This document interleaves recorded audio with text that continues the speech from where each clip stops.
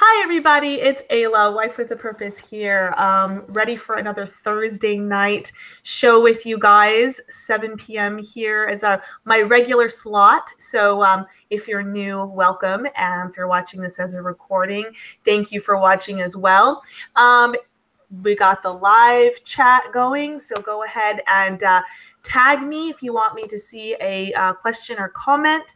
And I will try to get to that. We've also got the super chat feature if you're so inclined to support the work that I do here with my YouTube and other social media. And tonight I have a really wonderful show that I'm really looking forward to. As you probably know, if you're a regular follower of mine, in 2018, I started doing these monthly campaigns.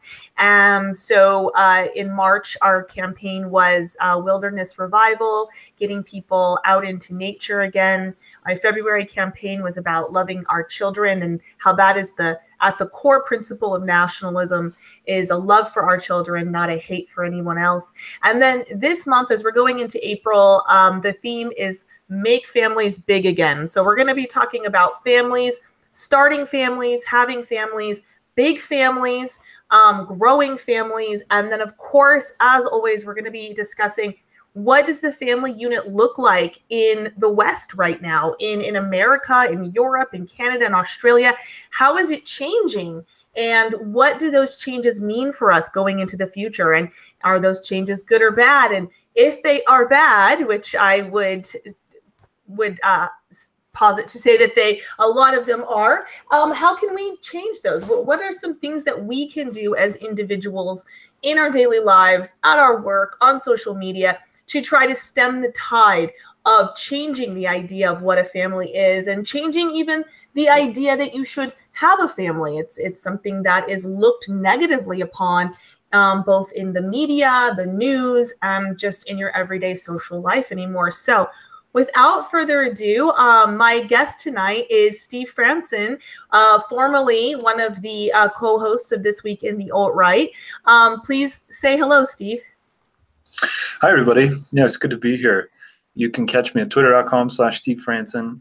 Always making trouble. Earlier this week, I had a huge tweet. A lot of you probably saw it. It's 102,000 retweets. So that was really exciting. Donald Trump started talking about the content of the tweet, not the tweet directly, but the theme and how this reached people's minds. And so it was really cool to see. It doubled my Twitter subscriber count. So that was really wow. Cool. So, but yeah, I left This Week on the Alt-Right about a month and a half ago to focus on my business, focus on my family's financial needs in order to grow my business so that I could be more available to my child when my child arrives. And that should be within the next 2-3 weeks. So. Perfect. I love it. Okay, so you got to tell me about this tweet because I missed this. I'm not on Twitter as much. I am on Twitter. People want to follow me at Historical Lydia, but I'm not on there very much, and I don't see the big deals that happen. So what was the tweet about?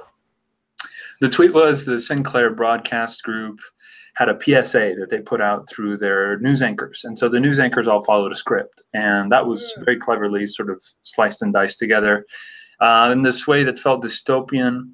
And so I saw it within, 45 minutes of it going up. And I thought, that's gold. And I thought, well, 10,000 retweets, this will be really good. I post it, and then it just moons. It just goes to the stars. And then everybody, like all these people reaching out to me, people that are prominent in the right wing, oh, Steve, congrats, you were due, buddy, great job. And I was like, pat myself on the back. And then, Paul Joseph Watson posts his own. And so I say to him, I hope mine beats yours. And mine smashed his. He got like 15,000 retweets. He was late to the party, and I got 102. So wow. Yeah, it was a big, 2-3 days for me. My inbox was dead. It was just loaded, 99 plus notifications all the time. Finally calmed down a couple days ago, but it was cool. It was a wild ride. A lot of people never soar to those heights on Twitter. So, you know, it was a learning experience. I learned a lot of things. So I always find that those learning curves come quick. Now that you're describing the tweet, I'm thinking I might have seen, I mean, I've seen the video, but I don't remember if it was your tweet specifically that I saw. It might have been. But yeah, that video was wild. I remember I showed it to my husband right away when he got home from work that night. I was like, you have to see this. This just really sums it up. And it was in such a normie friendly way. Like there wasn't anything contentious about it. There wasn't anything that would turn somebody off. It was like totally something you could share on your Facebook with your mom and your brother and everybody else. It was just one of those things that it was like, wow, this really lays it out how scripted everything is and how fake it all is, you know? Right. It was super bipartisan or universal. Yeah. The way I worded my tweet was, this is what mind control looks like. And I really think that's what gave me an edge. Paul Joseph Watson, this is what fake news looks like. And so it was a little politicized. And I'm learning that, you know, some of the better tweets that I put out in the past couple of weeks, they aren't editorialized. I just say what happened and I leave it at that. And a lot of people just, you know, project onto it whatever they're experiencing, and that makes things a lot more, it just reaches a lot more people. So it was a lot of things that I learned from that tweet. So oh yeah, well, that's terrific. Yeah, and I found that to be the truth as you know, as far as tweeting and whatnot as well. And I think that it is you know, obviously I'm very opinionated, so I usually put my opinion with a lot of things I put out there on social media. Like I leave no room for ambiguity about how I feel about issues. But normally, but I do find that when you do that, you know, sometimes I'll just retweet something and just say, you know, homeschool, or like something kind of mild that could be by a bipartisan issue on something that's more right leaning, and that a lot of times gets you know, more of a response. And I think that we have to keep in mind that there are a lot of people out there actually on the left who have good intentions and good hearts. It's like they just literally haven't been exposed to some of this information. That was part of the reason I started doing what I did on Twitter and then eventually YouTube, was meeting all of these women who were in their late 40s who said, you know, I never had a kid because I didn't, you know, everybody told me not to, or I had one, but I had the child at 42 and now I can't have more and I wish I could. You know, I'm sad that I only had two or only had one. And I thought somebody's got to tell these women earlier. And so a lot of my mission originally starting out was more evangelist in nature. I was trying to let women on both sides of the political spectrum and everywhere in between know that feminism had kind of taken them for a ride and given them some bad information. And so I think that there is definitely something to be said for being, you know, wording things in a way that it can appeal to a broader audience, because obviously, I mean, I know that I wasn't born red pilled. You know, I came across all of this information at one point in my life and did further study on it and so forth. And so I think that when we keep that in mind, we can reach more people and really make this a grassroots movement that affects real people's lives in real time. And then that's how we'll see real change. So that's excellent that tweet did so well. I'm really happy for you. Yeah, that was a lot of fun. So yeah. Well, let's just dive right into this. Or actually, well, let's pause for a second. I know that you had told me before we went on that you had read my blog that I wrote recently that's getting a lot of attention about leaving the alt-right label behind. And I imagine this is something that you've dealt with probably a little bit because you never adopted the label of alt-right, but you were on a show, obviously, as a co-host called This Week in the Alt-Right. So did you have anything that you wanted to share in regards to that before we get going on the parenting things? Yeah, well, my line, you know, has always been that I really want to adhere to methodologies. I want to adhere to processes. I don't want to be sort of stuck with conclusions and end products. And so alt-right is really a set of conclusions based on a lot of study, a lot of evidence, and you know, a lot of people also, they sort of conflate alt-right with ethno-nationalism. A lot of people say that alt-right is ethno-nationalism, and there's all these sort of ways that people want to use government when they call themselves alt-right. It's like, then I want to use government in this certain way to impose this certain vision of the future on the world. And I'm really a person that doesn't have a lot of interest in that. I don't have a lot of interest in acquiring political power or really speculating as to what sort of little twist on political power we're going to have in 30 years and this sort of thing. So I've always adhered to the arguments for race and IQ, that there are differences between the races, that demographics is destiny, that IQ is everything. IQ and empathy are the two most precious resources in the world. And I just base all my arguments off of that. When you use labels and you go, I'm a paleocon, or I'm a liberal, or I'm a this, I'm a that, it kind of paints a target on your back, and it sort of allows people to write you off in some ways. But if you just say, well, I'm a philosopher, or I'm a thinker, or I'm a dissident thinker, or I'm a contrarian, or something a little bit more along these lines, then people, they don't short circuit. And from a persuasion angle, I think it's really important to reach as many people as possible. And if you're painting a big, blue triangle across your face, or a big red X across your face that people they've been programmed by the media to just react a certain way, then you're not able to reach as many people as quickly. So I always rejected the label alt-right, but I know the arguments, and I know the case for ethno-nationalism, and I know all these things, and I want to make good arguments, and that's my basic standpoint. And a lot of people, so they get into this like our team versus your team sort of thing, and the new right, they're crappy, but we're the alt-right, we're more pure and true. And then some people on the new right go, well, we're actually the ones that are doing things, and the alt-rights are.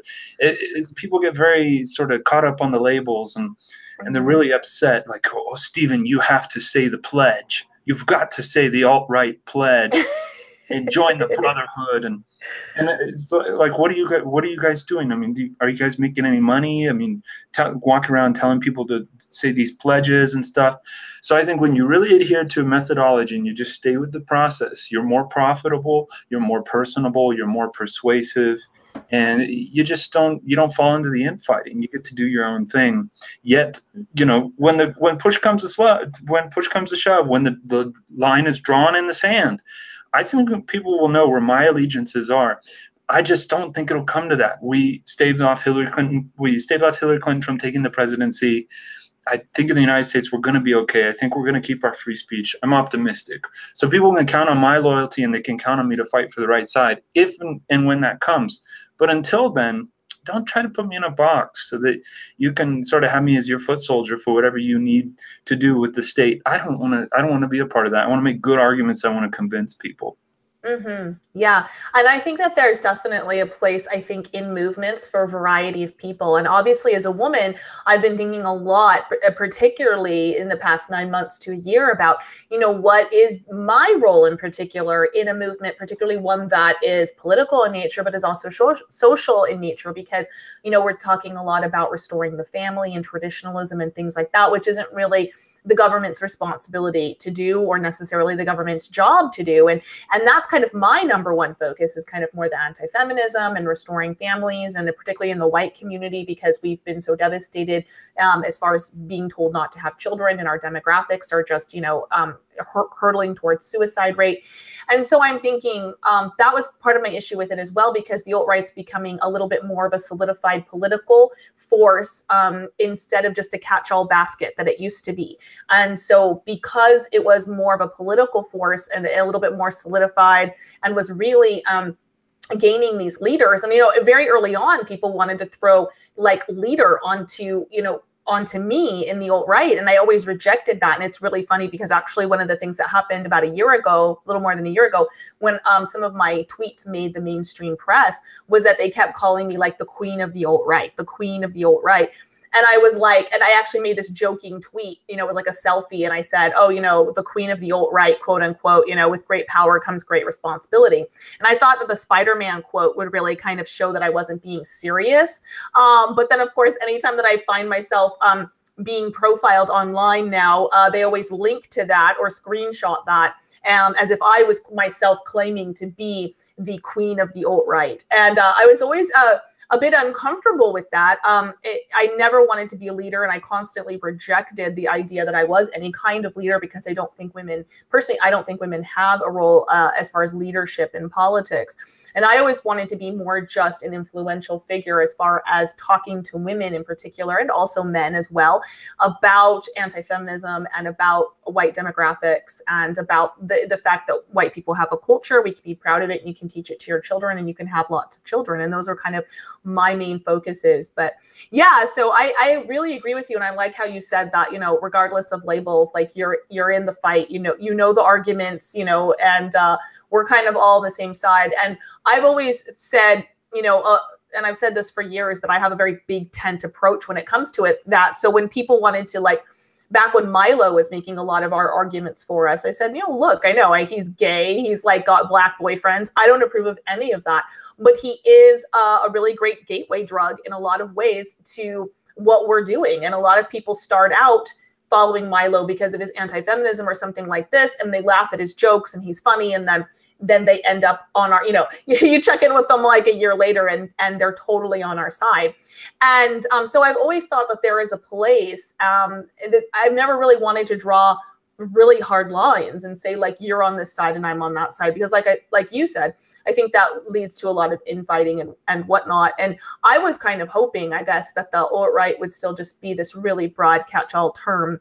And the way that I've been summing it up to people is, you know, the definition was narrowing, and that's fine, because in a lot of ways, that's what it should be doing. It's just that I was left a little bit outside of that definition as it narrowed. And so none of my ideologies have changed. None of my beliefs have changed. None of my activism and work will change. I simply don't. I just wanted to make it clear that I, you know, hadn't been using that label for 9 months, and was definitely determined not to use the label for myself in the future. But well, something else that I'll just mention briefly is that I think a lot of people also, they lose perspective, or maybe they never gain the perspective that our ideas are healthy. Our ideas were the ideas of the layperson 60, 70, 80 years ago. Oh, yeah. And so we really want to graft ourselves into the mainstream. And then also, as a political reality, you have to find a way through persuasion to get your arguments in the right places, so that you get funding, and so that you're a profitable enterprise. Non-profitable enterprises just turn into totalitarianism, or they fade into nothingness. Yeah. And we're seeing this with a lot of the people that are just staunchly like, oh, I'm this color, I'm this shade of alt-right. I'm putting my line in the sand, and this is where my hill that I'm going to die on. And so, you know, so there is some credence to this idea that the alt-right is falling apart. The arguments are still there, but they're sort of dispersing into people, and people are just doing their own things now and not sort of adhering to this label. So there's just a couple realities to things. One, we are the ideas of the layperson, and then two, no political movement can survive without funding and without being profitable. So you scare away big fishes when you go, well, I'm going in my jackboots into the street, and we will be saluting this weird flag that no one's seen anymore, you know? So there's just a couple of things that I'd say to the hardliners, and that's that. So. Yeah, definitely. I agree with you. And when you were talking, I was just thinking about the term like great grandma nationalism. You know, I think about my great grandmother and my grandmother, and I'm a little bit on the older side. So sometimes when I say grandmother's values, a lot of people will tell me, well, my grandmother's a horrible, like, leftist liberal. So I have to remember that as being kind of a Gen Xer, very young, or not young millennial, but on the young side of the early birth millennial. So I'm either very old millennial or very young Gen Xer, depending on where you put me. But at any rate, that a lot of the people 10 and 15 and 20 years younger than me, their grandmas are radical leftists. But in my day and age, you know, my grandmother was, one of them was born in 1927, the other in 1933, if I remember the dates correctly. So at any rate, they were 1950s housewives. And my values were their values, you know. And in fact, I'm a lot more tolerant of a lot of things than they would have been. And so it's kind of funny to me that it's a radical position these days. But also I agree with you in that I've been saying this for a while, that I thought the alt-right was kind of this catch-all basket for people anywhere from like closed border libertarians all the way to like national socialists. Especially we kind of rallied together during the Trump campaign to get some things done politically, but that it was always meant, I thought it was always meant to dissolve ultimately, and that we were all going to take these ideas like race and IQ and demographics is destiny, those two really big ideas, And then we were going to bring them back into wherever we had come from. So I'd kind of come out of the traditionalism and the anti-feminist movement. So, that's where I'm taking these ideas back into, myself and people like Lacey Lynn, we're talking to moms most of our day. We're interacting with moms and housewives and red pilling those people. And then, of course, there's going to be other people who have come in from more like libertarian circles. And so they're going to kind of take these ideas into their more libertarian groups and so forth like that. And I always thought that was kind of more the future for the alt-right, was ultimately actually to dissolve. But that would be a good thing because it meant that we were mainstream. And I absolutely, one of the things that I can say that we have succeeded in, and I mean we as in not just the alt-right people, but past and present and future, but the dissident right in general, is that talking points that like literally you would have only heard a few accounts on Twitter saying only 2 years ago, are now regularly said on, a program like Tucker Carlson, or even someone like Laura Ingrams and Sean Hannity. And so we have become mainstream. This, the idea that diversity is not our strength is something that Tucker Carlson has said over and over again on his show. And he has one of the top rated news programs in the country right now. And that is something that, 3 years ago, there was only like a couple of anonymous online Twitter accounts that were saying that, aside from people like, Jared Taylor with American Renaissance, or somebody like this that's been fighting this fight for a very long time. But as far as people that you're going to encounter on any kind of a regular basis, there was literally a handful of Twitter accounts. And so I think that it's really succeeded in that way. And so this is all a very good thing. And I actually think in the future, as more people drop that label specifically, or just don't use it anymore, that it's actually long-term a good thing, because it means we're becoming normalized, that our views are no longer even worthy of a specific label or hard labeling or box to put in, because it's just like, well, duh, of course that's just reality. And that should be the ultimate goal, I think, personally. But so yeah, let's go ahead and dive into this interview. Because I'm so excited to talk about this topic, and I have to give a shout out to my friend who's watching. Today is actually her due date. I won't use her real name because I'm not sure if she wants me to, but I'll say Kay. So Kay, it's her due date today, and she's having her first baby, and I'm very excited for her. I'm excited for labor to get started. So hopefully the interview that we have today, Steve, will be very labor-inducing type of interview. I don't know how we could do that, but maybe we'll have the vibes there.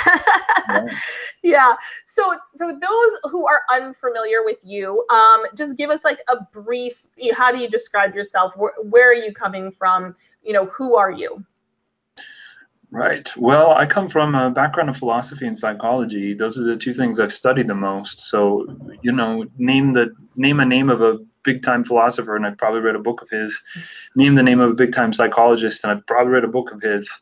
And I'm an autodidact. I've been teaching myself for, 15 years or something like this. So I run a consultancy practice. You could call it life coaching. You could call it some kind of counseling or something, but I help people get sorted out. I help people study their histories and hope for the future and find out what they're going to do. So, and then I make YouTube videos. I live stream once a week, and I write books, and I make music, and I work out at the gym, and that's basically my life as far as a thinker. That's my sort of field of interests. So. Excellent. Awesome. And so what kind of family do you personally come from? Like, kind of what is your background in the sphere of family? Well, I come from a mother who had a huge family, and then a father who had a 3-child family. And as far as my family background, my parents raised me Catholic, and I had one other sibling, a younger sibling. And we were raised with books. We were surrounded with books, and I sort of took to the books a little bit more, I'd say. And my father was definitely like paleo-conservative, paleo-libertarian, and that had a huge impact on me. My mother was more moderate, midstream. My father had some very clear views on the world, but he was afraid to articulate them because there's this big R word, racist. And so it was just a lot of implicit things that I picked up from him and the news articles he read and this sort of stuff. And so that really set me down a very good path. intellectually. But yeah, as for any more family life stuff, I'd just say it was my parents stayed married, and they both had careers. My mother stayed at home for the first 8 years of my life. I think that was also tremendously formative, and helped me to be the person that I am today. We were raised with some physical punishment. We were raised without our sense of self undermined. So some parents, they nag their kids, and they sort of negate the things that the kids are into. My parents never really did that so much. I don't think I was ever insulted by either of my parents, called a name or anything like this. The worst thing was my dad called me a knucklehead when I would like something of his or something. But he was never like, "Oh, you're a piece of shit," and I can't believe you. And he never really sort of held me in contempt like that. And so those are a few defining features of my childhood. And so I came into adulthood with a lot of confidence, I would say. And I found philosophy quite early in adulthood, and I've just been studying it and learning. And, a massive influence on me has been Stefan Molyneux. And I always mention him because I caught on to him early. And I also caught on to Bitcoin early. So cha-ching, cha-ching. That's really helped my life. The Free Domain Radio, these conversations he has, I've really internalized a lot of that, internalized the principles. And so that's made me a sharper thinker, and it's made me the person that I am today. So that's a sort of large look at my background. Yeah, I've followed Molyneux for a while as well. I kind of followed him back, back when he first kind of got started, like almost 10 years ago for a little bit. And then I kind of didn't follow him for a few years. And then I got back into him a couple of years ago. And then my husband had a phase where he was watching him every day. But what I really love about Molyneux is his willingness to say, hey, I was wrong about this. I've thought this through. I've done more research, and I now feel this way about it. And he doesn't ascribe any shame to that, or he doesn't feel like he needs to say, oh, I changed, like that it's a bad thing that he changed his mind. And that's one of the things I absolutely love, because as somebody who I personally gone through like radical shifts, because I kind of went through this very liberal education system. I didn't really have a different perspective given to me, again, which is one of those reasons that I speak out, because I just want people to hear the different sides and the different perspectives.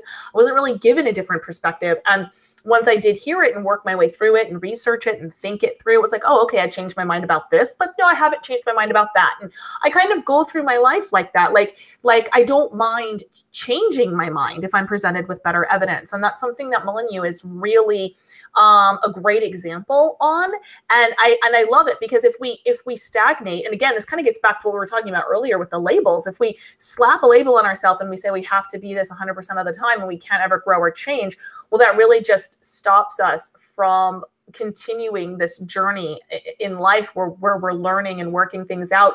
And then also gaining wisdom, which is a huge part of becoming a mother and a father, because your worldview radically shifts. Like, you have no idea how much it's going to shift until it actually does. And sometimes it doesn't even really shift until you're on to the second or third child, or your first child is a few years old. And then you realize, like, wow, I see the world through a different lens now. And if you're not willing to grow in wisdom and learn from your experiences, then it's very sad, I think. So Molyneux is a great example for that. Right. Yeah. And people who don't grow, they lose touch. They become arrogant. They have false certainty. They don't know how foolish they look to people that have moved on. A great example of this is, I'm calling you out. I'm calling him out, is Adam Kokesh. Like, he has the arguments that Molyneux was making in 2011, and he hasn't made new arguments. He's just sort of like repeating them. And, I won't get into the reasons why for that, but Molyneux told him very bluntly, I think that you're squandering the freedoms that were given to you. And that's exactly something that Kokesh would need to hear. But that's what happens if you get stuck. You have cognitive dissonance, you have trauma from your childhood, you have bad finances or something makes you stuck. And then, it's your choice. Are you going to stay there, or are you going to follow the arguments and evidence? And unfortunately, a lot of people stay stuck. So, it's important to sort of put out an olive branch to those people, say, look, just keep going with the methodology. It hurts. It can be excruciating, but this is the right path. Right. Definitely. So give us a little bit of an idea. So how long have you been married? And then, of course, your baby's due in a few weeks. So do you know if you're having a boy or girl? Are you guys sharing that information, that sort of thing? So give us a little bit about your family. Yeah, I've been married for about a year and a half, and I had a fair bit of cold feet about getting married because I got pulled into, well, some of it was just finding what the hell I was going to do for a career, what I was going to do to, and Bitcoin and consulting sort of answered that for me. But part of it was I got sucked into this antinatalism thing, I think, for a couple years. And so I dragged feet on getting married. I was rather irresponsible. I sort of let my wife down. She's now my wife, but we're sort of making up for lost time now. So I did get pulled into these arguments for antinatalism, and that screwed me up. So, but I've been with my wife for the majority of my 20s. We've been married for a year and a half now, and I feel like I really am. I'm making up for lost time. It's like, okay, we're married. Okay, let's have children. Let's go for it. Fire away.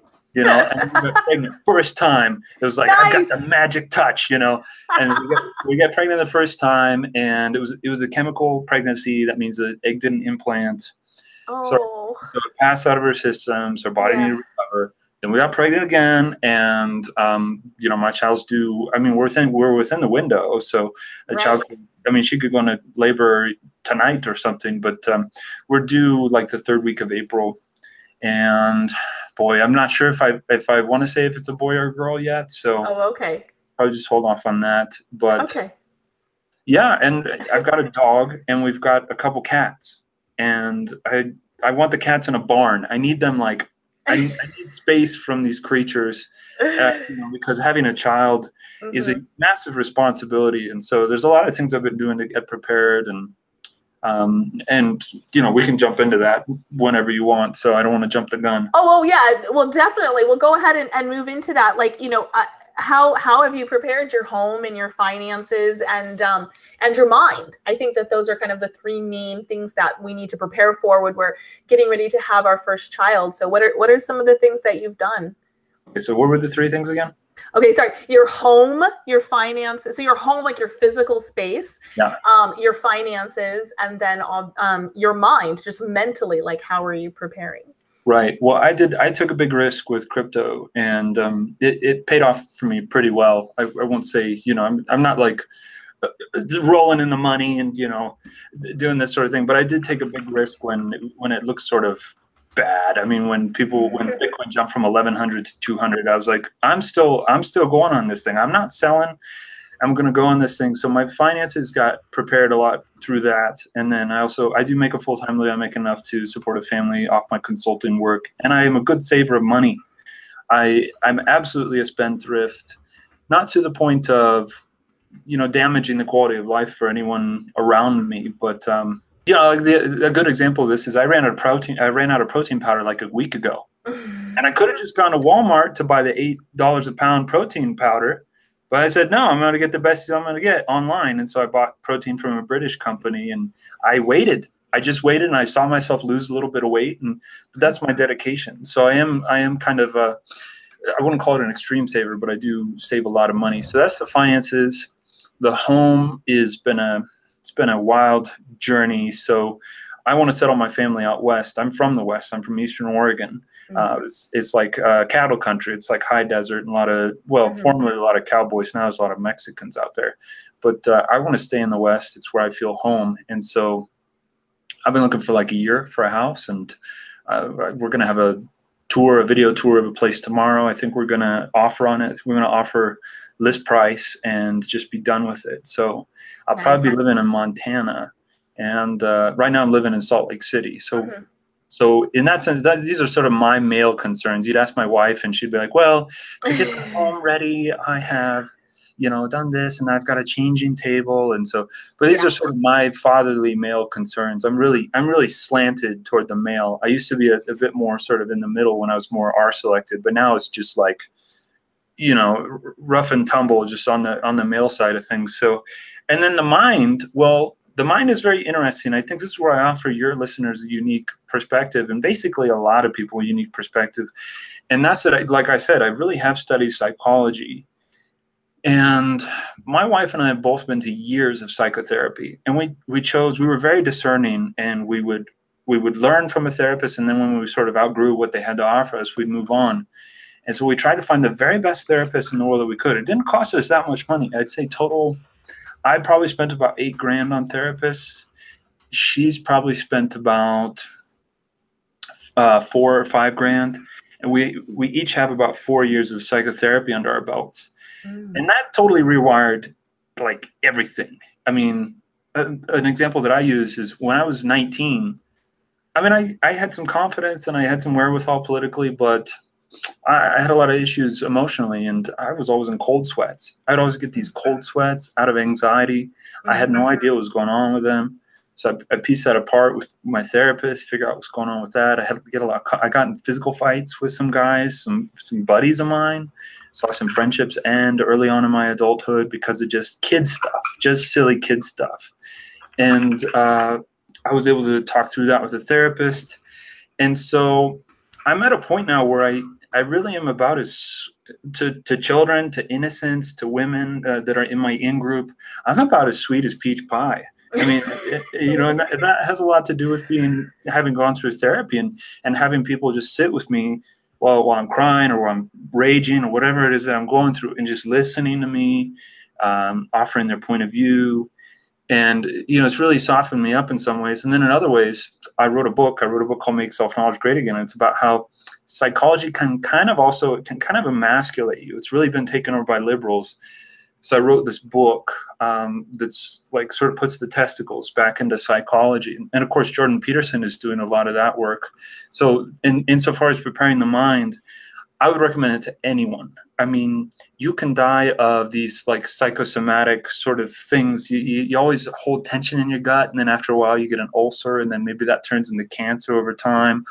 Or something that's linked to health and old age is having friendships, and actually carrying friendships into old age is actually a pretty high skill level sort of thing. You have to have some empathy and some ability to maintain loyalty and trust in a relationship over the decades. It's not an easy thing. And so that's a real marker of health and old age. People who have friends in old age a lot better. They have a lot less of these diseases that set in. And so like I said, $8,000, and I've spent a lot, and I dedicated a lot to it. You can do $1,000, you could do $2,000. I put that in, and when I was young, and I do not have the host of emotional problems. Like you see all this infighting and stuff. I saw from years away. Like when the all right stuff first started, I was like, okay, there's going to be infighting here. There's going to be infighting there. And I was talking about it. I was talking about it in my streams. And it's like, you can pick this stuff out when you have the self-knowledge, when you've done the psychology work. You can keep out of trouble, and you can keep your nose clean, and you can do the right thing for your family. So I do recommend, you have to find sort of a conservative leaning therapist, or at least one that was not going to load you up with gender pronouns and stuff like this. You'd have to find someone that was trustworthy. And so, if anyone wanted to reach out to me and get some resources in that regard, I'm an open book. So that's been a huge one. My wife and I are not going to do certain things that I think a lot of people experience in childhood as a result of the therapy we've gone through. So that's the mind. So. Oh yeah, definitely. I really agree with you. And I think it was really interesting about a year or maybe a little bit more ago, some people who were getting ready to have some of their first children approached me and said, would you make a video or a podcast or something about preparing for your first child? And as I sat down to kind of, outline that and see what I wanted to talk about, I mean, obviously there were things like, what furniture do you need? And, like that sort of stuff. But I dedicated probably a good half of the podcast I did, if not more, to mentally preparing yourself, and not in the way that our society would think of it. A lot of times they'll say, oh, well, mentally prepare yourself for the sleep deprivation and this and that. And not that that can't be bad, particularly if a child has colic or something like that. But the mental preparation that we advise to people nowadays before they have children is almost zero. And I was really sitting and thinking about, it was really lucky for me because I actually experienced four years of infertility. I started trying to have my first child at 19, but I experienced 4 years of infertility before I had got pregnant with my first child. And during that time was really a blessing because I was able to look back and say, okay, there were these things that I went through in my childhood and relationship patterns that I have with my parents that they had with their parents. And I had parents that tried very hard and did very well for the most part, particularly because both of my parents came from single moms. Even though it was the 1950s, both of their fathers had left. They were both had alcoholic fathers who had left the family. And so my father had a very good stepdad, and then my mother had a very bad stepdad. And so they both kind of brought some of those issues to the table that you get when you have father abandonment, which is a huge, huge, huge issue for a child to grow up with. Probably pretty much the worst thing that you could go through, I would imagine. And so, even though they were very different in their parenting strategies, my mother and my father, I kind of ended up thinking, well, there's kind of a little bit of a broken chain in my family from, at least going back 3 generations from my grandfathers left their children and chose, alcohol instead of family. And I thought, I need to be working on healing that. And I need to be working on those patterns of behavior, not alcoholism, because neither of my parents are alcoholics, but the patterns of behavior that were being passed on that were negative, I needed to really get on top of and get control of and weed out. And then those things that they had passed on to me that were great strengths, I needed to develop and allow that to flourish and really give that good ground to grow. And so I got into a lot of self-help things at the time. And again, I'm really glad that this was almost 20 years ago now, because my oldest is he'll be 15 in June. So with 4 years before that, it's been almost 20 years. And psychology and self-help and things weren't quite as bad as they can be today. And I like that you pointed out that you need to find a good therapist, a good counselor, somebody who isn't going to tell you that you need a transgender surgery or to use different pronouns would fix all of your problems. Because I think that can be a big issue today with people trying to sort themselves out mentally, is that there's just so much hokum out there as far as what is the best way to do that. And so are there things that you would recommend, like if people who are just exploring this topic and saying, yeah, I kind of want to work out some of my issues as a preparation for having a family, or maybe they already have a family, but they recognize they have some issues. What are there books, are there resources, are there websites that you really found valuable in that period of your life? Yeah, I would say so. The childhood, the personality is actually largely formed in the first 5 years of life. And so early childhood determines a lot of who you are as an adult. I mean, I could sort of do it as like a circus sort of show. Someone could come in and sit on a chair, and I go, okay, well, what's a defining feature of your adult life? And then we get into it, we talk about it, and eventually, voila, it would be something in your childhood. So childhood has a tremendous hold on what we do, and that doesn't mean we don't get to have free will, but it means we have to process our childhoods and move forward. So I would say John Bradshaw's Homecoming it was a series of shows that he did on PBS, I believe, in the early 80s. It's weird, some of the things that snuck out in the 80s on television, like some of the Phil Donahue shows are really strangely interesting, and some of the arguments that people make there.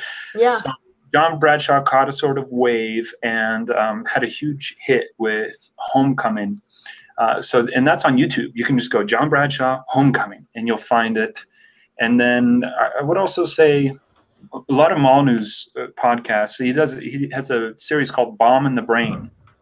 This thing is like the gold standard for adverse experiences, bad experiences in childhood. This is the gold standard. So I would recommend everybody John Bradshaw's Homecoming and Stephen Molyneux's Bomb in the Brain. And then, of course, my channel. I'm a treasure trove now of knowledge about this stuff. I do it professionally. I help people, sort themselves out for a living. And so And then Jordan Peterson. Jordan Peterson can be good at times. He likes to go into the conceptual and the archetypical sort of things, and he doesn't touch the childhood quite as much, but he can be of use to people as well. So. Oh yeah, definitely, Jordan Peterson. I'm a pretty big fan, and I know that he gets a lot of flack kind of in our community or our side of politics because he won't recognize race and IQ, and he won't recognize a few. You know, he's definitely all for other people having identity, but not ethnic European people. And so, but I think that even though he's not willing to go so far as to granting white people a culture and identity, I think that 90% of what he does is really good. And it's really, really helpful. And it's really targeted. It's really pinpointed at millennials these days and younger millennials and what they're going through and what they've been raised with. Because I think me being in my late 30s, obviously I was raised in the, I grew up as a child in the 80s. I was a teenager in the 90s. And as much as, society was kind of, definitely there was lots of signs of it going off track in bad ways, particularly in the 90s. The 80s were still, for the most part, a time of implicit traditionalism. It still was viewed as a bad thing to be a single mother. It was still, viewed as preferable to have a family and to have two parents and all of these traditional values that now are completely thrown out the window. I've just seen, Jordan Peterson, I've just seen him change lives. And I've seen him bring a lot of healing to people who otherwise had been raised by incredibly liberal leftist parents who told them, they could be a purple dinosaur if they wanted to, and they had no idea what way to go in life. They're turning 18, 19, 20, and they're just like, they have literally no idea how to navigate life at all. And so I think that he's been a great blessing in the world that way. So I'm glad that you mentioned him. So you mentioned friends a little bit before and community. And so I was thinking about like community and family. Have you thought about preparing extended family? I don't know if you're in close contact with extended family, or if you kind of begun to build up a network of friends and community around, so that you and your wife have some extended community once you have your child. Has that been a priority for you guys at all? Is that something that you've thought about? Yeah, certainly. It's a little tricky because the nature of my work, if I talk about my casual personal relationships a little bit too much, then people want to get involved, and people want to, they want to sort of be in my life and stuff because they idealize me because I'm sort of in this role of authority and power. So I remain a little mum on it, but I certainly have people in place and a community in place. And it's also one of these things. Like I spent a lot of my 20s jumping around, going to different countries and stuff, and I think that put me at a disadvantage in some ways. Whereas a lot of people, they stay in their hometowns, or they stay in their home state, they go to the home state college, and they sort of go back to the area where they were from. And I've not really done that. So I don't have some of the support in place that people have. But yeah, I have people that I know and talk to on a regular basis in private, and they want to be involved with my child's life. And so it's something I've laid the groundwork for, but the more the merrier, and so that's why I try to have these conversations and be in touch with people like yourself. So. Right. Yeah. I think that we can be a really great in real life community. And I know that through my work, I've made a couple of really good and real and solid friends. And I've said before, my family's actually gone and, stayed with other families and gone to amusement parks and really made some real connections and good friendships through people that I've met, with my work and my activism and everything. And I think that that's important too. And yeah, I kind of have a bit of a background with that as well. And this is why I kind of understand how important it is, because I grew up in Las Vegas. And so I knew that I did not want to raise a child in that environment. And so the second I actually had my first son while I was still living in Las Vegas, but the second I had an opportunity to get out, I literally fled. And I met or I should say my husband and I lived most of our first part of our marriage in California. So I left Las Vegas right after having my first child, lived the next 10 years in Northern California, or 9 years, I should say, in Northern California.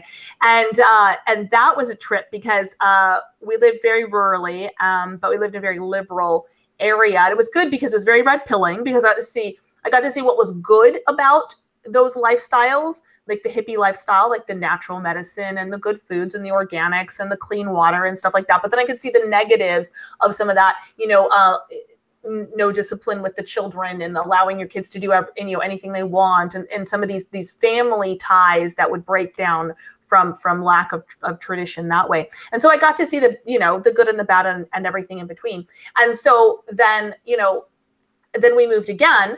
And so I haven't ever been able to really stay in a hometown, like you said, or really build up those really enduring long-term relationships. And then as I've mentioned before, my best friend who I had since I was 12, she passed away when we were 33. And so I was like, oh, okay. So, and I kind of feel like it was just sort of part of my purpose to go be in different communities and meet different people and have shorter term relationships than have these longer hometown relationships. Although one of the things I always wanted to be able to give my children was a good, solid hometown, that kind of classic Americana experience. And that's not, at least, some of my younger children might have that if we stay put where we're at right now, but my older children didn't get that. And I kind of regret that, although I can see how God, in my estimation, how God's used that to his glory in me being able to meet a variety of people and have a variety of experiences that's led me to where I am. So I'm grateful for that. But yeah,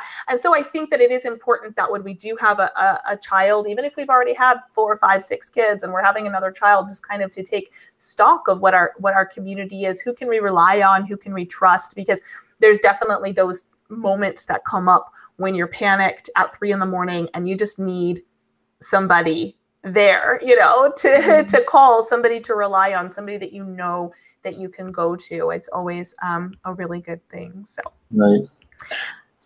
Well, something I would say briefly that comes to mind with what you were saying is I have this almost like a wistfulness, or I don't know what it is, like a Pat Buchanan kind of sadness. There's a fellow I follow on Twitter who's quite good. His name is Matt Semite, and he tweeted about, I think it was the song Glory Days, Springsteen's song Glory Days, and how this, just had a really powerful effect on him. And so something that I feel on a fairly regular basis is a kind of sadness that I did have a hometown, and I had a home state. I'm still kind of from Oregon, feels like, and my father had a hometown, and that's basically gone. And a lot of people, they come back from university or whatever, and the demographics are such that they come back and the whole thing's kind of changed. Or people they sell their homes, they sell their properties, and they move to smaller places and more urban places because, hey, the factory jobs dried up in the early to mid 90s. And so I feel a kind of sadness that I might not be able to give a hometown experience to my kids. I'll try like hell, but yeah, there's the realities of immigration to go up against. And so like my hometown is Mexicanized largely, and it really wasn't that way when I was a boy. And we all know that diversity lowers trust. And so it's something I really feel on a fairly consistent basis, how to just register it. So. Yeah, definitely. I had a similar experience. Of course, Las Vegas, even though I don't want it to be a hometown for my kids, it is for the good, the bad, and the ugly, my hometown. And still, when I go back there are feelings of nostalgia, though it's changing so much that it's hard to get a good nostalgic feeling anymore, because I saw that in my community as well. Las Vegas was mostly founded by Mormons originally. And then, so residentially, it was very, very Mormon. And then also, of course, there was the mob in during the 40s, 50s, and 60s, as most people know from old movies. And so that was a lot of Italians. So we had a lot of Italians and a lot of Mormons, and up until the 80s, and then into the 90s, we just rapidly became Latino. My parents moved about 3 major times during my childhood. So we lived in one place until I was about 7. Another place until I was in 6th grade, and then finished high school in another place.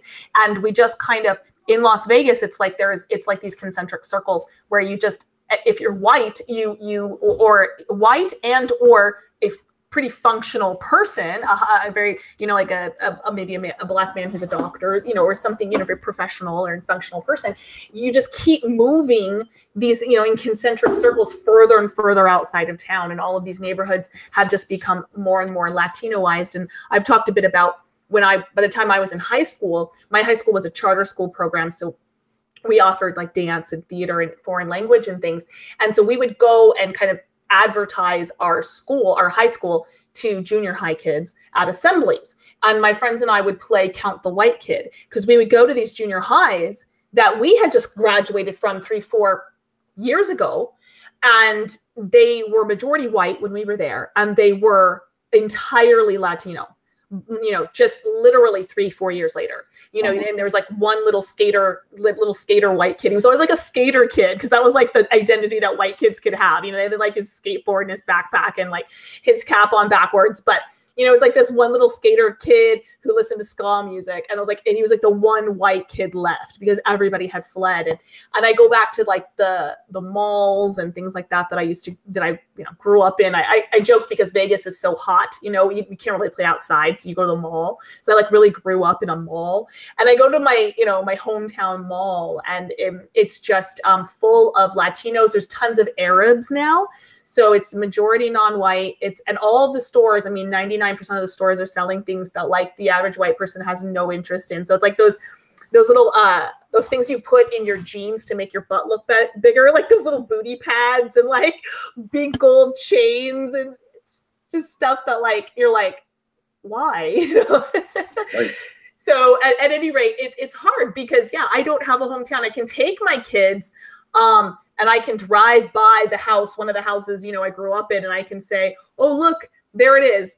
Look really quick, because I got to speed out of this neighborhood before we get shot up, and that's about it. And I can't share those things with my kids. And my husband, actually, before my husband was red pilled, we were driving through Las Vegas to visit some family. And I actually told my kids, I was like, it was just a form of habit, because that growing up in Las Vegas, this is how it was very segregated in that all of one minority lived in one area, all of another minority, it was all like blacks in one area, Latinos in one area, whites in one area. And so, I'm driving by and I'm like, okay, so that's the neighborhood you don't go into. And my husband was like really offended. He's like, you can't tell the kids that, that's racist. And I'm like, no, but wait, it's like legitimately true. Like if they go in that neighborhood, they will be shot for being white. Like it honest to goodness happens. And if not shot, they will be beat the heck up. I grew up, you knew which streets you couldn't go down and whatever else. And that was part of my experience going like, oh wait, why is that? It's not racist that there's, higher crime there. There's legitimately higher crime. It's not because I hate the people that live down the street, that street. It's like, no, that street's legitimately very dangerous. There's been times when I've accidentally got off at the wrong stop on the bus when I was a 14-year-old girl. And then, I'm saying my prayers as quick as I can and trying to remember if I can remember a Hail Mary, because I'm like, oh my gosh, I'm going to die, So that was my hometown. And it's sad because that's become, I thought my hometown experience was unique because it was Vegas and it was so transient, and it was Vegas. It was very sinful anyways and whatnot. But no, it has been the experience for almost all Americans at this point, at least in the demographic shift and change. Right. Yeah, white man's got to have his last stand. I'm particularly fond of Montana, so I think it'll be my last stand. Mm-hmm. I also like Western Nebraska a fair bit. So, but I'm going to choose a place, and that'll be my last stand. And that's sort of it. You just fight like hell. And my father didn't fight. He voted Bush, and he voted Dole, and he voted Bush again. And he just sort of did that. And I think all the boomers sort of did that, and they figured it'd be okay. But these politicians totally failed on demographics and immigration. I think by design. I think they wanted it that way. But it's just a real tragedy. So yeah, I had a boomer family member tell me about a year ago or something. I posted something on Facebook, on my normie family Facebook, and then a boomer family member tell me like, oh, but demographic shift, that's just what happens, and he was talking about where he came from on the East Coast, and he's like, well, it's all Mexican now in the town that I grew up in, and I'm like, yeah, but that's not normal. That doesn't have to be the normal. We don't have to cede everything to Mexico, like that, but he was just like, oh, that's just what happens. That's just like how it is. Like, no, it doesn't have to be that way. But yeah, hopefully we can dig in our heels, hopefully through the work that, everybody in our side of the spectrum is doing, we can, wake some people up. Trump set down the military on the border to stop the caravan that was coming recently up from Mexico. So that's good. I think we're making some really good progress. So Yeah, who would have thought a president taking troops out of Syria and putting 2 to 4,000 on the border? Like, yeah. Yeah. Yeah. Well, and it's beautiful. It's a beautiful thing because, well, number one, I don't think we should be the heck in Syria. And then number two, like, it really shows that this is a war, because it's a demographic war. It's a quiet war, you know, and people say, oh, well, you know, we don't want violence. And I always say there already is violence, you know, when there's an old couple and they put their entire life and their career into a house, and then the neighborhood goes Latino or the neighborhood goes black or whatever happens, and now it's crime, there's gangs, they can't resell their house. That was their retirement, and now they're stuck in these neighborhoods dodging bullets to check their mail. Like, that's already violence. Like, we kind of are already in the situation, and I think that putting some troops on the border, it's a great first start. Although there's a lot that we have to work on, like inside of America as well. But it's a great first start. So I don't know if you and your wife have talked about this yet, but. I know you were saying that you were kind of anti-natalist for a while. So what kind of family long term, what do you see happening? Like, ideally, if everything works out and your wife is healthy and you're healthy, you know, how are you hoping your family life goes? Are you wanting more children? What are you thinking? Yeah, I think we'll have as many children as her fertility window will offer us.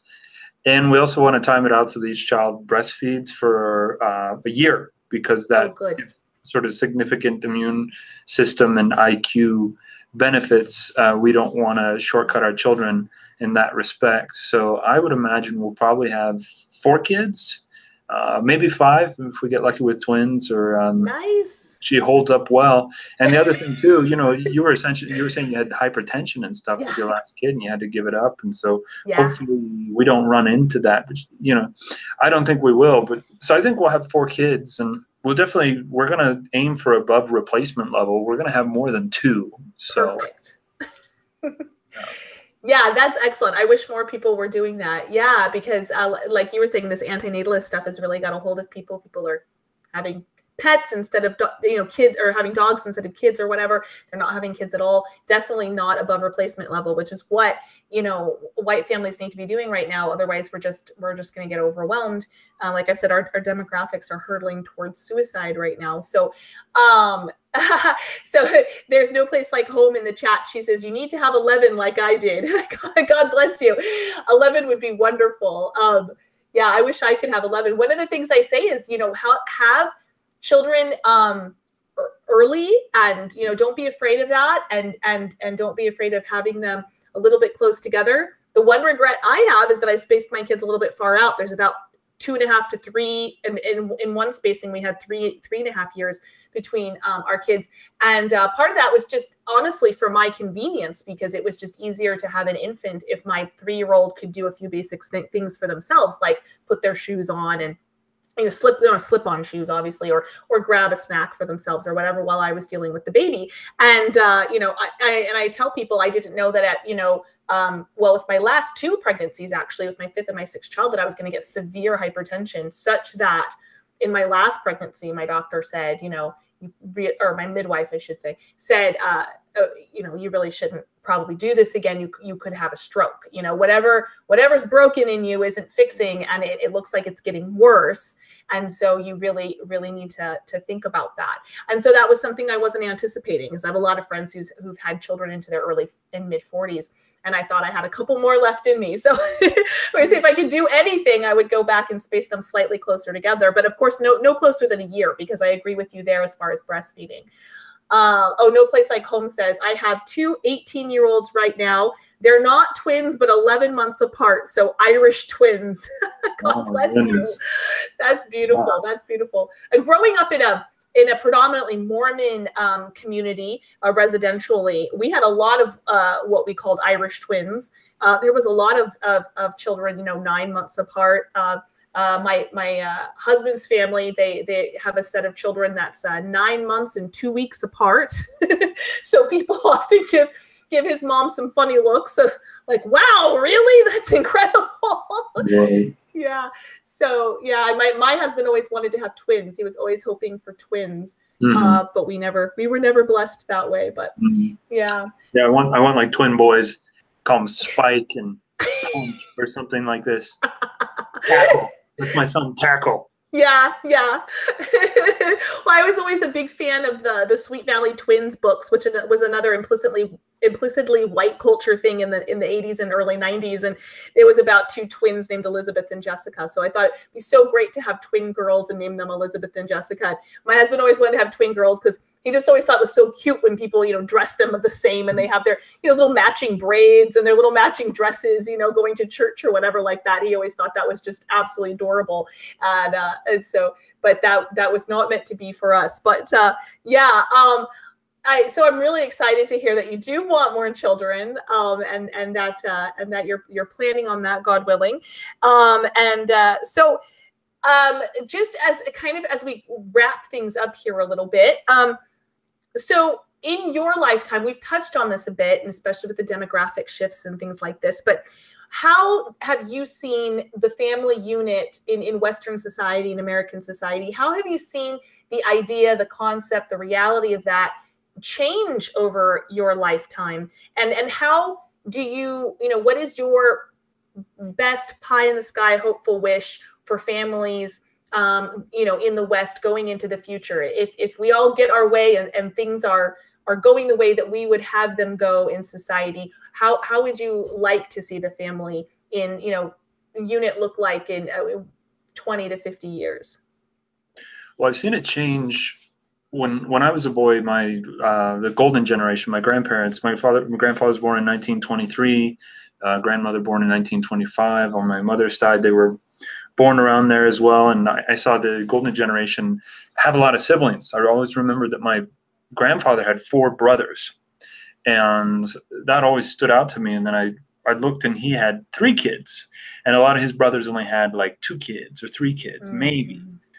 And then my parents' generation, they had 2. That's basically it. Just 2. 2 was the boomer batting average. And I saw boomers spending all their money on boats and vacation homes and ski trips and all this superfluous stuff. I grew up in the country that everyone wanted a 4-wheeler or 2. Everyone wanted a power boat, and a lot of people had these things. And I always thought to myself, like, where are all the people? There's some people missing. It just felt kind of vacant at times. Yeah. And where are all the kids? Like, I want to play with some kids. And so my great hope is that people who are our age, I'd say I'm firmly a millennial. You're probably a very early millennial. People who are younger than me, I give a great round of encouragement, basically, that we've got to have more kids. You've got to forego a lot of those. No one's going to have a boomer life again. That's not going to happen. That was all on funny money. That was the Federal Reserve pumping things up, credit card companies pumping things up. No one's ever going to have that again unless we all have a lot of kids and we sacrifice, we forego things. I'd say my biggest regret as an adult is that I probably got sucked into antinatalism for a little while, and I probably would be on my 2nd child now as opposed to my 1st. And so give up whatever you can give up. When I was in Portland, I was living in Portland, Oregon for a while, and it always stood out to me. I worked with a guy, and he worked at the grocery store that I worked at, and then he worked another job. He worked both of them full time so that he could have kids. And he had his 1st kid, and the 2nd kid was on the way.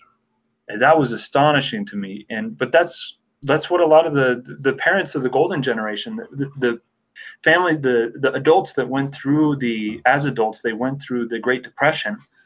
They went through incredible privation to provide to their children what they were able to provide. Now that all got squandered with World War II. I think we have to be the difference makers and say, okay, we're not going to be in a race war. We're not going to go and save Europe's ass. We're going to stay at home. We're going to have kids. We're going to vote for the economic nationalists. So we're going to get these globalists out of our country. If we can set that right, then we'll enter a golden age. the wealth that has been squandered in the last 80, 90 years is astonishing. And so someone's got to bear the sacrifice. Someone's got to bear the hard times. And I got the guts to do it. I got the shoulder strength to carry the load. I'm willing to do it. I'm willing to go through the privation to have as many kids as I can. And so to anyone that's, you got a partner and, hey, things aren't perfect, but if you have kids, you know, this is the situation that we're in. I encourage you to have children. Have as many children as you can. So, you know, we can't let perfect be the enemy of the good. And of course, if we're so self-conscious that we hold off having kids like I did for 2 years, then who wins? Well, I think the Arabs win, the Muslims win, and the Africans win. And that's not the future that we really want for our people. So we don't want them to be even more alone than millennials were when they were children. You know, everyone's got 2 kids. Where's all the kids? Yeah. So, exactly. have a lot of kids. Oh, definitely. Yeah. The future belongs to those who show up, you know, and so we've got to show up. And I love what you said about it, growing up with that feeling of like vacancy, like where are all the kids? Because I had the exact same experience. And my great grandparents had, and I always misremember, I think it was 6 or 8. And then on my father's side, and then my grandmother had 4, and then my dad had 2. And all of his siblings, his 4 siblings, they all had 2. Was the, like you said, the boomer batting average was 2. And then for a lot of his my aunts and uncles, you know, some of their kids went on not to have any children at all, and some went on to have just 1 child. And I'm definitely the family freak with my 6 kids. And my family thought I was kind of crazy. A lot of them did at first, but seeing the joy on my dad's face when he's just surrounded by grandkids, it's made every second worth it. And I think that there's been an idea that, you know, of understanding that it isn't all about money and making sure that you have a, you know, 100% college, you know, paid for every child, and that every child's going to get a car when they're 16, and all of these ideals. You know, I often tell my kids, you know, they have cousins or whatever that have a little bit more, you know, stuff than they do, quote unquote, you know, material goods. And I say, you know, what I gave you, the gift I gave you was siblings. I gave you best friends for life, you know, and when you grow up, you're going to have 5 other people who are there for you all of the time that you can rely on. And then your children are going to have cousins. Because one of the biggest regrets for my children is that they have grown up with pretty much no cousins at all around them. They do have a few cousins, but they live far away. And even if they lived close, there wouldn't be very many of them. And I grew up with basically 1 cousin who lived in the same town as me. And then I had a handful of cousins that lived across the country, but I didn't have very many cousins at all. And so I had that vacant upbringing as well. And one of the things that made a huge impression on me back when I was a liberal, and I had purple hair, and I had a tongue ring, and just the whole 9 yards. And I was working at Borders bookstore, and I must have been about 20 years old. And I was working with a woman who was an immigrant from Russia, and she was my same age, and she was pregnant with her first child. And I had been trying to get pregnant, my husband and I, because I wanted to have children. That was a big driving force in my life, even though I was liberal. But I was explaining to her during a lunch break one day. I said, well, you know, what does your husband do for a living? And are you going to keep working after the baby? And she said, well, of course I'm not going to keep working. And here I was trying to figure out how I was going to work and finish college and have a baby, because I wanted to do all 3. And well, I didn't want to keep working, but I didn't see another way of doing it. And I said, well, how can you do that? Like, you know, is your husband like a doctor? Are you rich? Like, she's like, of course not, you know? And I said, well, what, you know, wait a minute. You're not properly planned here for having a child. You haven't thought this through. You know, I thought it's my duty to sit down and kind of explain to her how she was making this mistake where she was not financially ready to have a child, and she needed to get a little more serious about this. And she told me in this very thick Russian accent, she says, you Americans, you're always worried about where the money is coming from, You just have the baby, and then you have the reason to make the money, and the money will just come. You will have enough. Stop worrying so much. And that made this huge impression on me. It was like, well, yeah, I guess once you do have the child, you do have the motivation, obviously, to work very hard. And especially in such a land of opportunity. I thought her coming from Russia, where they had so little, and of course she grew up in the Soviet Union and all of that, coming to America, where it must have seemed just overly abundant to her, to hear these Americans whine about how they're not having children because they can't buy them a car when they turn 16 or something ridiculous like this, or they can't give them their own bedroom, just must have seemed so outrageous to her. And it really shifted my worldview right then and there. And I went, wow, yeah, the children are what's important, not the stuff. Obviously if you're starving, definitely there might, be the time to put the brake pedal on having children. But we do live in such a world of abundance compared to 99% of the people on the globe, and 99% of the people in human history. We have so much more. Raise them on backyard chickens and chicken eggs, and, rice and beans. It's better to have a high IQ person exist. Yes. Then for the remaining kids to have, so they have steaks and, Yukon Gold potatoes on a regular basis, feed them rice and beans and chicken eggs. I mean, you got to do what you got to do. And this is reality, and somebody's got to shoulder the privation. So. Exactly. Somebody's got to do it. And it's funny that you say rice and beans and chicken eggs, because that's exactly backyard chickens. That's exactly what we feed our kids on. I'm fortunate that my kids absolutely love rice and beans, and when I actually do, we have it about once a week, if not twice a week, and they love it. They say, what's for dinner? I said rice and beans. They literally go running through the house, whooping and yelling, because they love that. They put a little soy sauce on there, good natural soy sauce, and they put a little soy sauce on those rice and beans, and they love it. I know, and my kids I think they feel very well loved and well taken care of. But we get the big bags from Azure Standard. We do the ordering, this big 50-pound bag of beans. And I took the ham bones left over from our Easter dinner just tonight and popped those in a big pot with some navy beans and some celery and some carrots. And we had a really wonderful soup for dinner tonight, and it was delicious. The kids were well fed and happy, and nothing wrong with it, for sure. They don't need to dine on caviar, and you don't have to eat out every night. Yeah.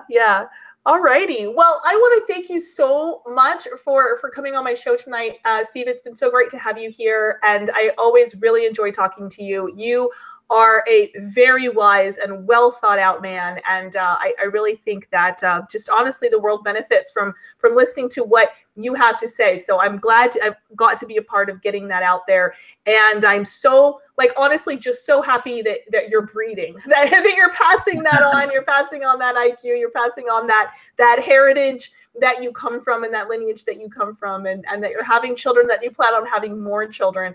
I think it's wonderful. So as we wrap up, go ahead and remind my audience where they can find you and how they can get in touch with you if they want to know more about what you do. Yeah, you can find me at twitter.com/Steve Franssen. And Stephen Franssen was taken on Twitter. So I'm Steve Franssen on Twitter. Then you can go to stevenfranssen.com. You search me on YouTube.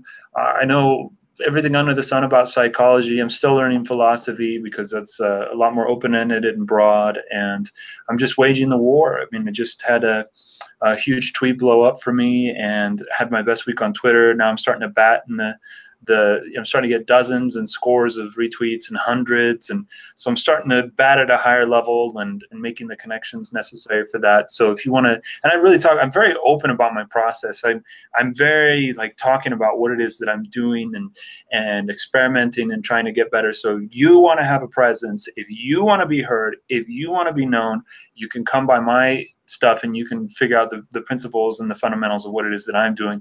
Try it out, because I'm trying to perpetuate, I'm trying to create as many philosophy-minded people as I can in the world. And that does have an impact. It does influence people. It does make people change their minds. So if you want to have a platform, you want to have a voice, come support me in mine. And I'm dispensing all this good stuff all the time.